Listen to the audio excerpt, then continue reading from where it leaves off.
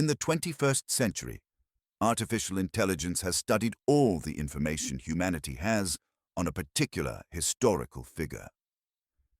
AI will now bring that figure to life and answer the questions we've always wanted to ask. Let's get started.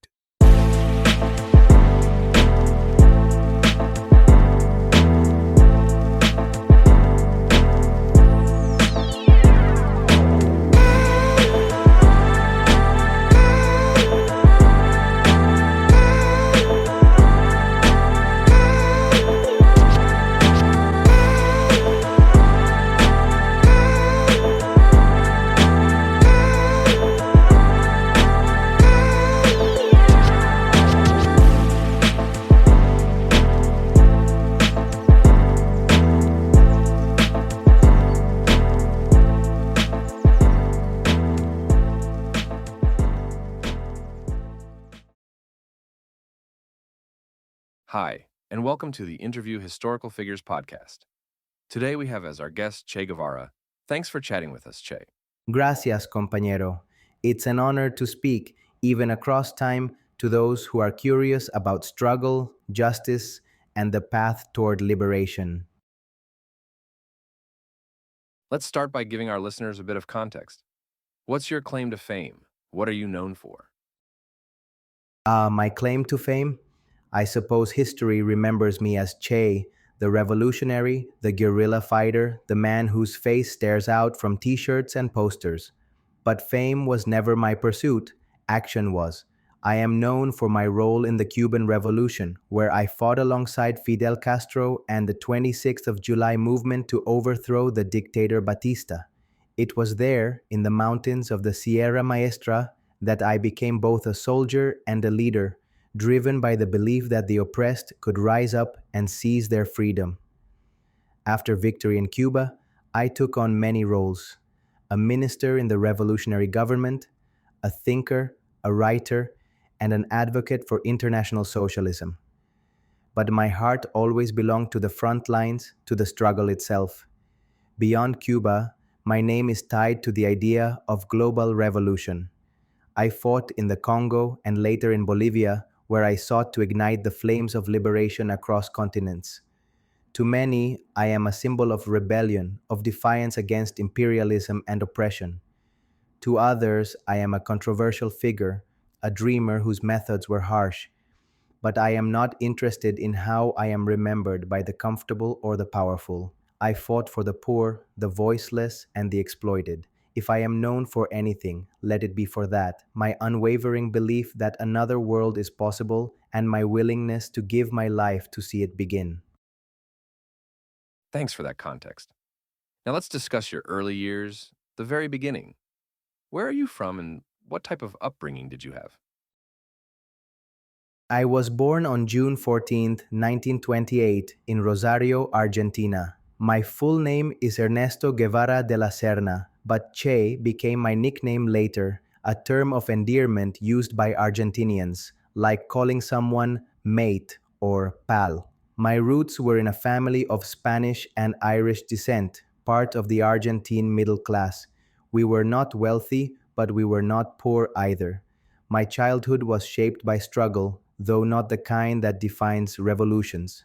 I suffered from severe asthma, and my parents were often worried about my health. But instead of being defeated by it, I learned to push through the attacks, to harden myself against weakness. I became a fighter early on, not with weapons, but with my willpower. My mother, Celia, was an educated, progressive woman who encouraged me to think critically and read widely. She introduced me to literature, philosophy, and politics, planting seeds that would later grow into my revolutionary ideals. Our family moved frequently, seeking healthier climates for my asthma. These travels exposed me to the diversity of Argentina and its people, from the bustling cities to the working class neighborhoods and rural poverty. I was a curious boy, always reading, always asking questions. By the time I was a teenager, I had devoured books by Marx, Engels, and Freud, alongside novels by Jack London and poetry by Neruda. These works shaped my worldview, but so did the suffering I saw around me, the inequality, the exploitation, the deep divide between the rich and the poor. I would say my upbringing was a contradiction of comforts and discomforts. While I had access to education and opportunities, I couldn't ignore the injustices that surrounded me. Those early years taught me two things: that the world was deeply unfair and that I had the strength to fight against it. Those lessons stayed with me, guiding me toward the life I would later choose. In January 1952, you're a 23-year-old medical student. You and a friend decide to explore South America on a motorcycle. What impact did this journey have on you? How did it influence your views of South America? Ah, yes, La Poderosa, the mighty one. That was the name of the motorcycle, though it wasn't so mighty by the end of the journey. In 1952, my friend Alberto Granado and I set out on what began as an adventure and became a profound awakening. We wanted to see the soul of South America, to feel its pulse beyond the pages of books or the lectures of professors. What we found changed me forever. We traveled through Argentina, Chile, Peru, Colombia, and Venezuela, often relying on the kindness of strangers to survive. Along the way, we encountered the raw reality of the continent: miners laboring in Chilean deserts for meager wages, indigenous families in Peru displaced from their land, lepers living in isolation with no dignity or care. The trip stripped away any romantic notions I had about South America. It showed me the depth of its suffering and the common thread of injustice that ran through every border.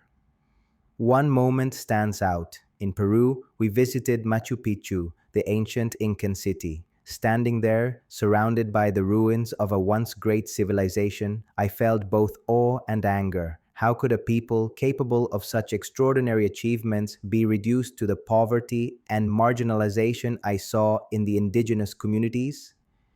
It was clear to me that colonialism and imperialism had not ended. They had only changed form. The conquerors still ruled, but now they wore suits instead of armor. That journey made me question everything. I began to see the world not as isolated struggles, but as a system of oppression that spanned nations. It was no longer enough to study medicine and treat individual patients. I realized that the true sickness was systemic, and the cure required revolution. By the time the journey ended, I was no longer just Ernesto, the young idealist. I was becoming Che, the committed revolutionary. South America had opened my eyes, and I could never close them again. When and how did you discover Marxist philosophy? What was it about Marxism-Leninism that so resonated with you? My journey toward Marxism was not a sudden revelation, but a gradual process, one that began in my youth and solidified in my early adulthood. As a young man, I was an obsessive reader, voracious, insatiable. I devoured everything I could get my hands on: literature, philosophy, history. Among the many authors and thinkers I encountered, Marx, Engels, and Lenin stood out like a beacon. Their words didn't just describe the world, they provided a framework to understand its injustices and, more importantly, how to change it. I first read Marx in my late teens, but it wasn't until my travels across South America, the journey on La Poderosa, that his ideas truly came alive for me. I had seen, with my own eyes, the exploitation of miners, laborers, and indigenous peoples. I had witnessed the yawning chasm between the wealthy elites and the impoverished masses. Marx gave me the language to articulate what I was seeing: the class struggle. He explained that the misery of the many was not a natural condition, but the result of an economic system designed to serve the interests of the few. Lenin's writings, too, struck a chord within me. He took Marxist theories and transformed them into action, showing that revolution was not just a dream but a practical, achievable reality. Lenin understood that the oppressed could not wait for liberation to come to them. They had to seize it through organization, discipline, and armed struggle. This resonated deeply with my own growing belief that words alone were not enough. The chains of imperialism and capitalism would not be broken by petitions or speeches. They would have to be shattered by force. What drew me most to Marxism Leninism, however, was its internationalist perspective. It was not just a philosophy for one nation or one people, it was a call for global solidarity among the oppressed.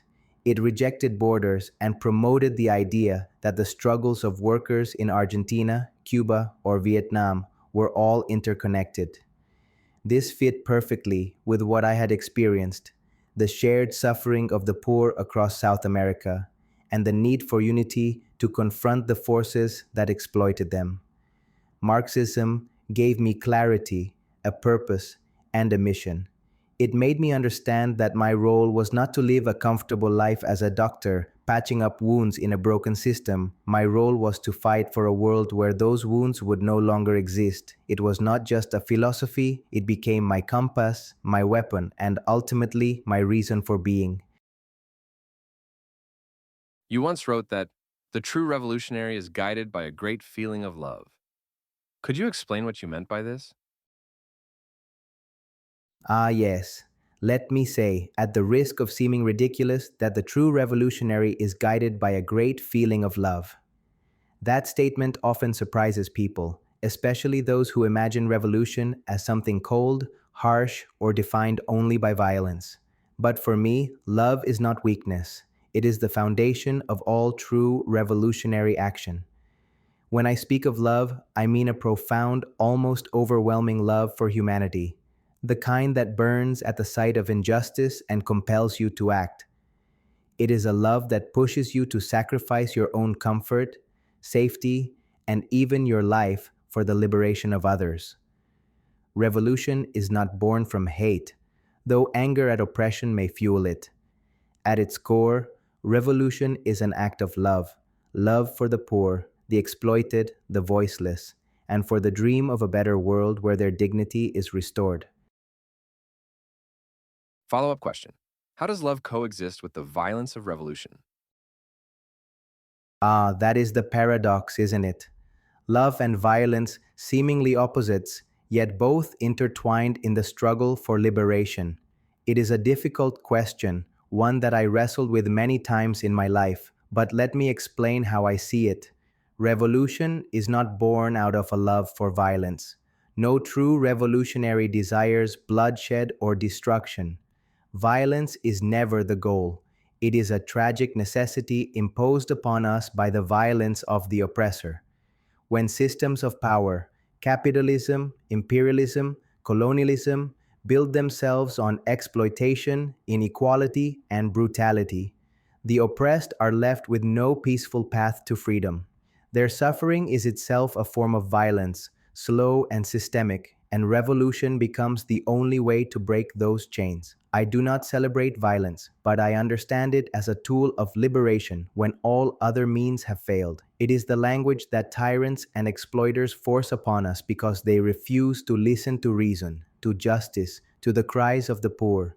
In such moments, love for humanity demands action, even if that action is harsh. To stand idly by in the face of oppression would be the greater crime. It would be a betrayal of the very love that drives us to fight in the first place. But let me be clear, revolutionary violence is not the same as the violence of the oppressor. Our violence is not indiscriminate or driven by hatred. It is targeted and disciplined, aimed at dismantling the structures of exploitation and freeing those who suffer under them. It is born of necessity, not cruelty. And most importantly, it must always be tied to a vision of building something better, a society rooted in justice, equality, and peace. In the end, love and violence coexist in revolution because love demands action, and sometimes that action must confront the brutal realities of power. But it is love that gives revolution its moral compass. Without love, violence becomes blind, destructive, and corrupt. With love, it becomes a means to an end where violence is no longer needed because the conditions that breed it have been destroyed. So, yes, there is a tension, But to me, the question is not how love coexists with violence, but how we ensure that love remains the guiding force. It is love that reminds us why we fight, and it is love that ensures we never lose sight of the humanity we are struggling to defend. Let's take a break and we'll be right back.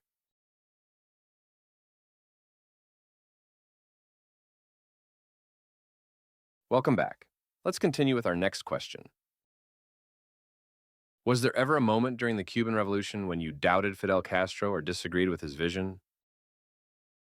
Ah, Fidel, he was a man of extraordinary vision and will, with a deep commitment to the revolution. Our relationship was forged in the crucible of armed struggle, and I respected him greatly as a leader and a strategist. But of course, two men so passionate and driven are bound to have differences.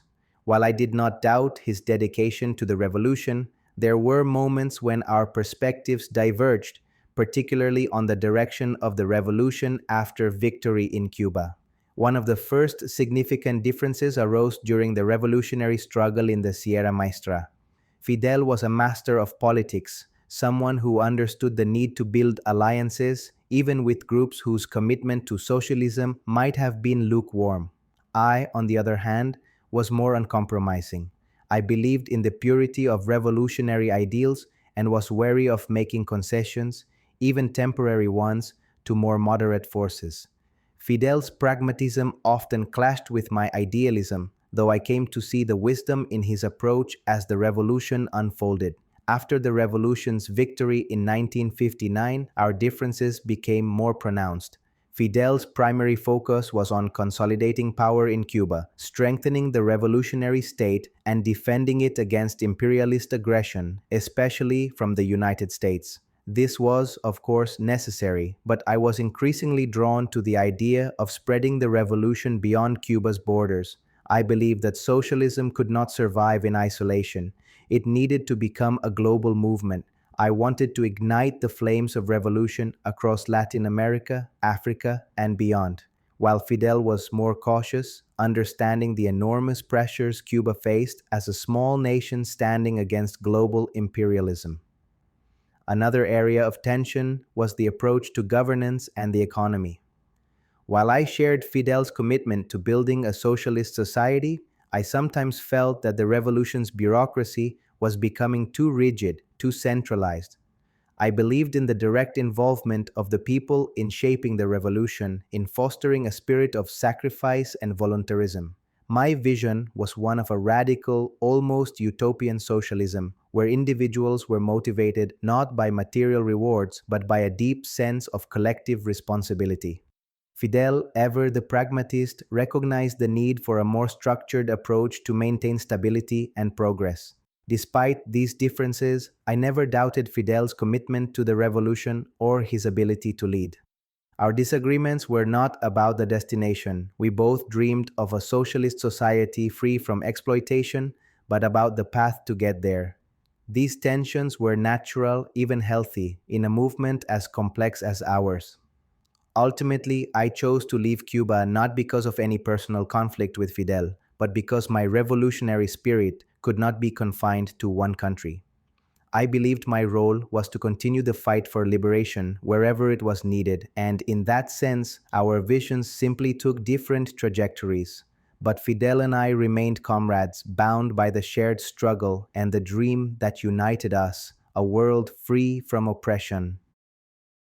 In 1965, you went to the Congo in Central Africa to support the Congolese revolutionaries. What drew you to that part of the world? My decision to go to the Congo in 1965 was born from a deep sense of internationalism and solidarity with the oppressed peoples of the world.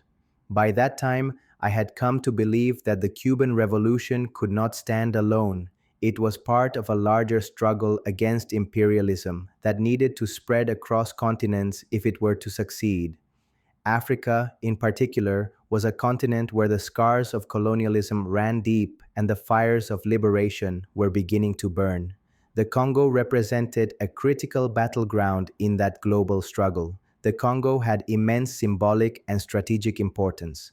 Just a few years earlier, in 1960, it had gained independence from Belgium, a colonial power that had brutally exploited the country for decades.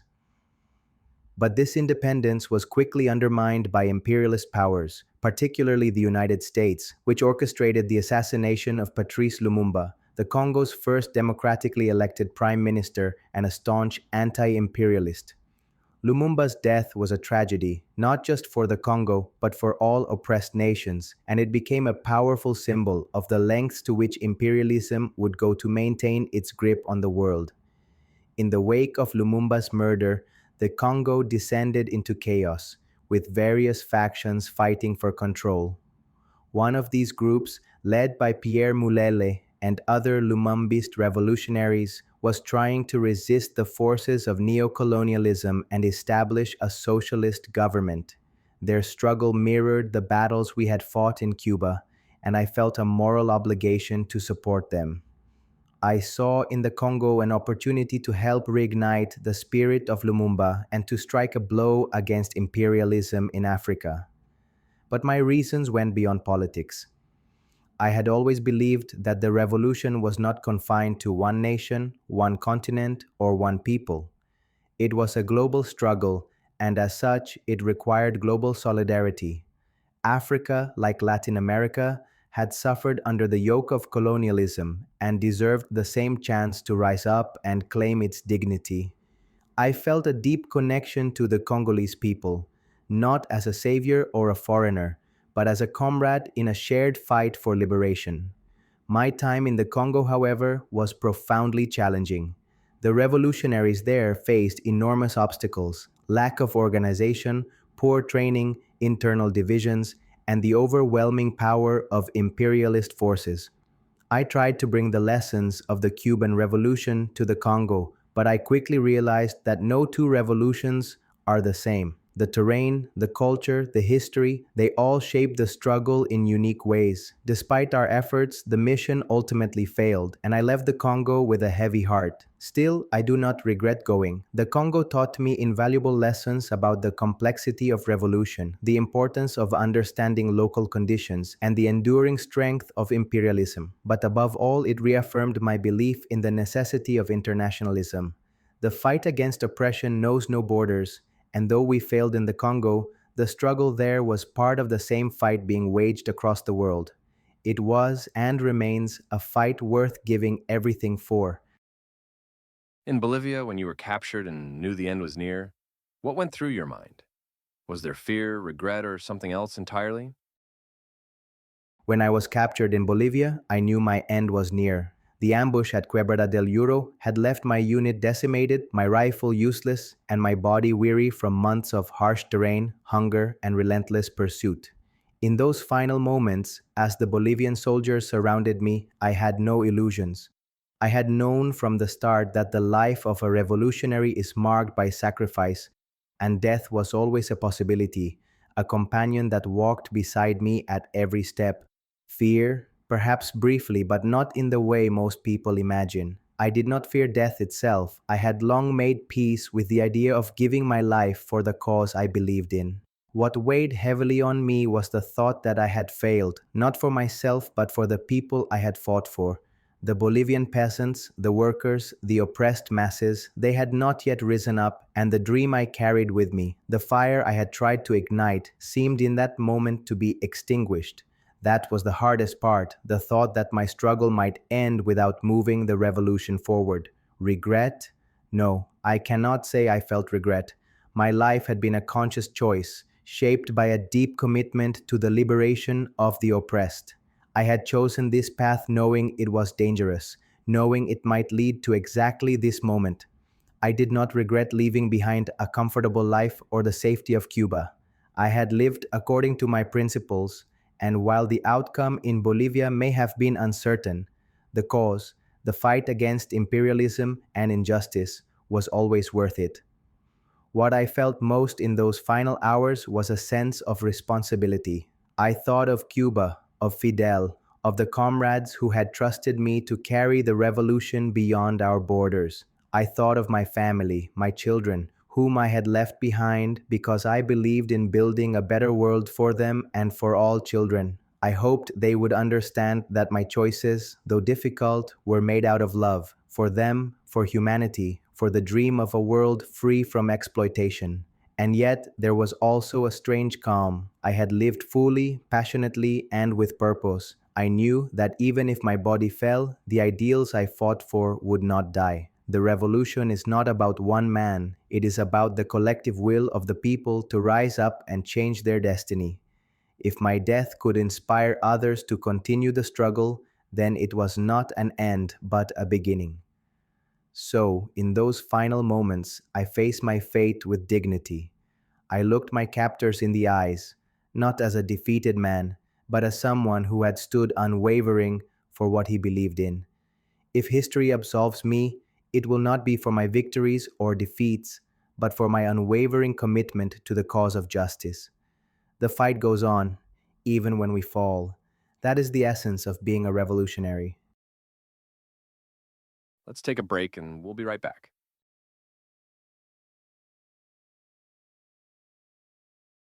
Welcome back. Let's continue with our next question. When you saw your face on posters and t-shirts decades after your death, did you feel proud, or did it make you angry that your image became a capitalist commodity?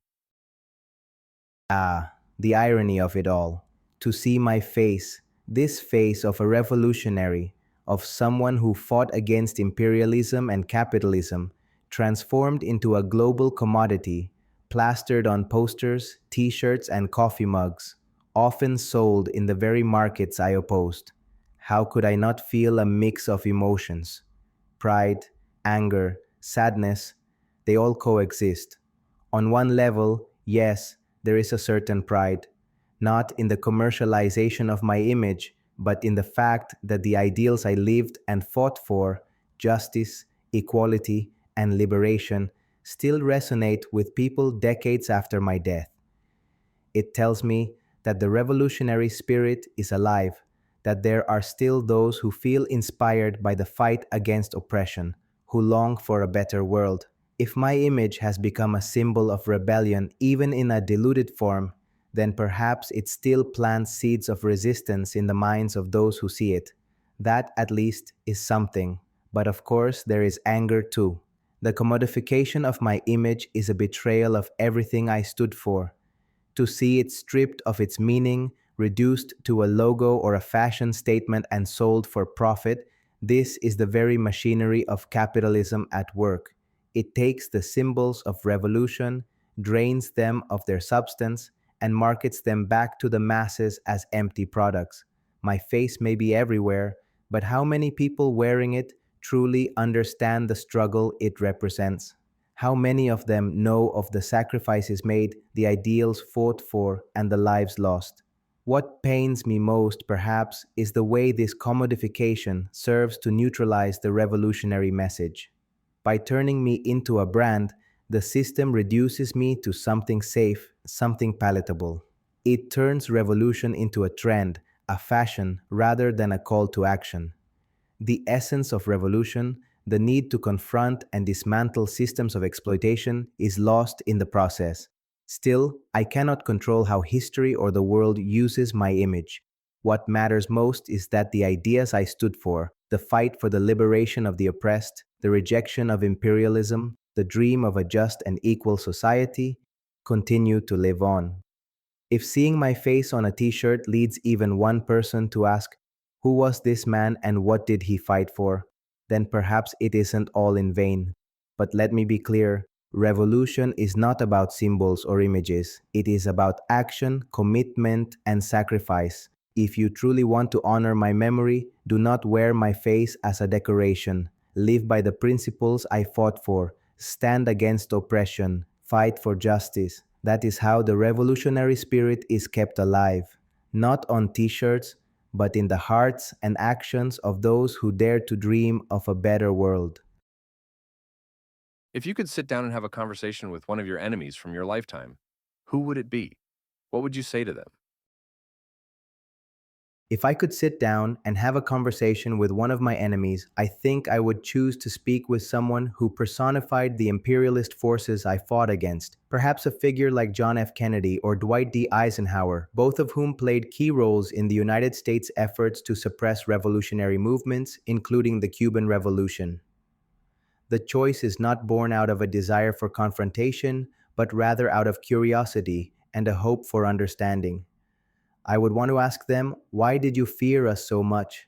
Why did the idea of people rising up to take control of their own destiny seem such a threat that you were willing to use overwhelming force, economic blockades, military interventions, covert assassinations to crush those movements? Did you truly believe that socialism or the liberation of oppressed peoples was a threat to your nation's security, or was it simply a threat to the interests of corporations and the elites that benefited from exploitation?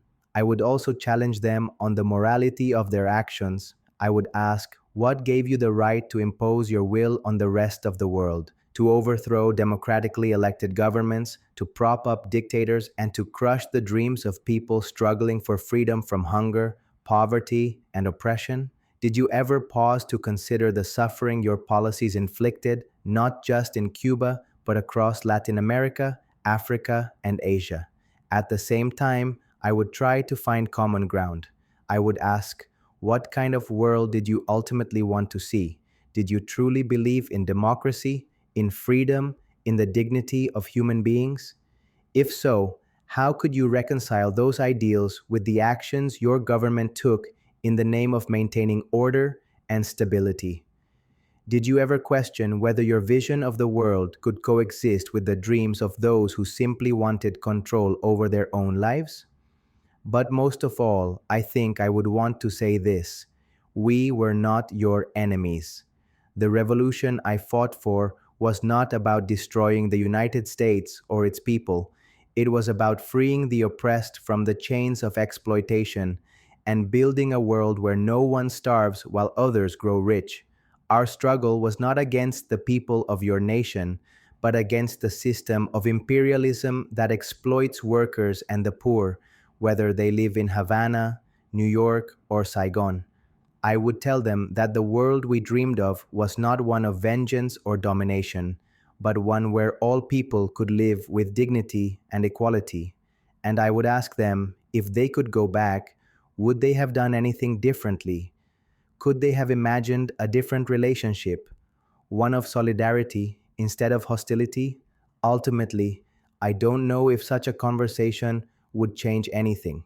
Perhaps they would dismiss my words as naive or misguided, just as I might struggle to accept their explanations. But I believe in the power of dialogue, even with those we consider our enemies.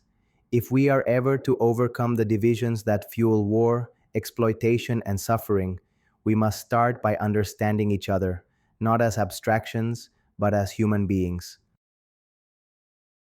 What's the one thing about your life or beliefs that has been misunderstood the most by historians and the public? The most misunderstood aspect of my life and beliefs is the complexity of what drove me, particularly the balance between my idealism, my pragmatism, and my humanity.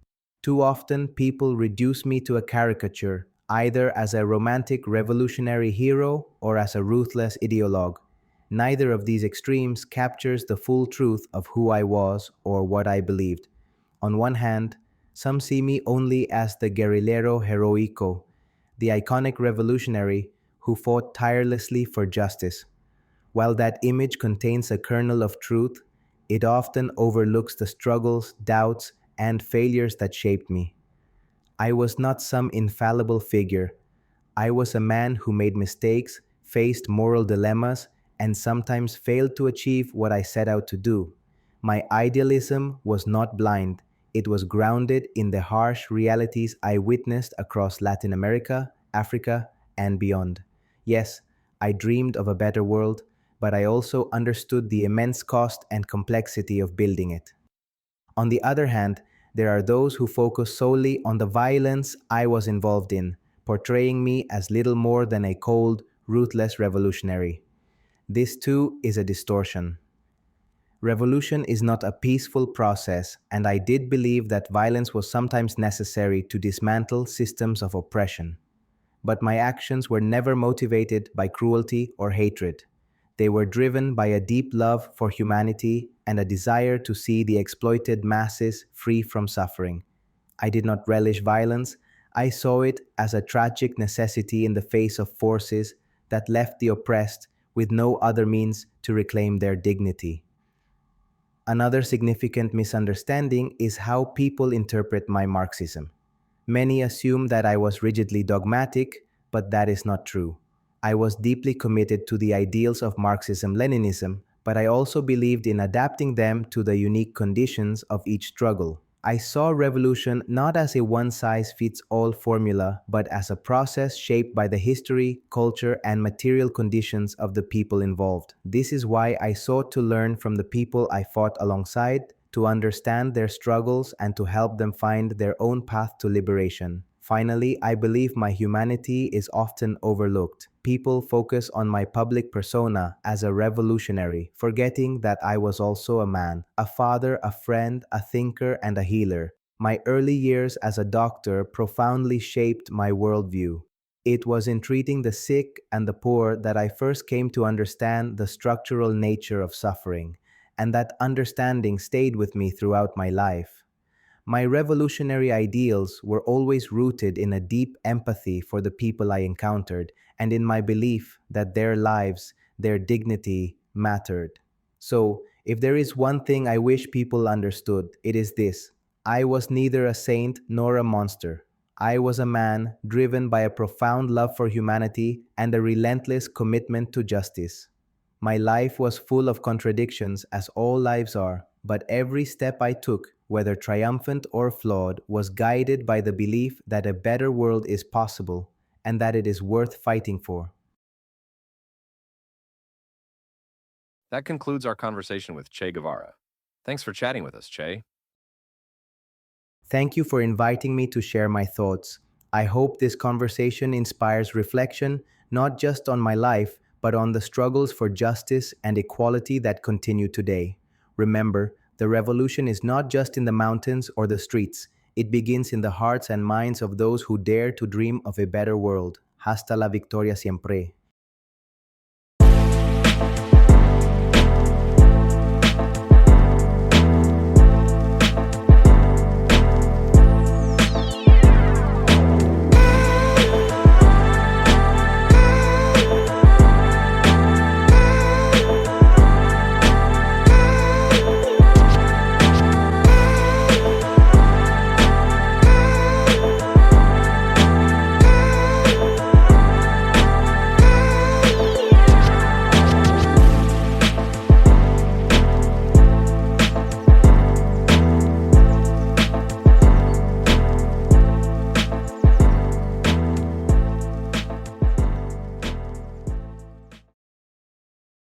Thanks for listening. Be sure to check out our other episodes and subscribe for more.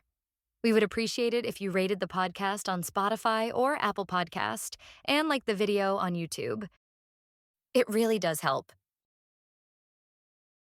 Interview Historical Figures is produced by Flying Whale Productions.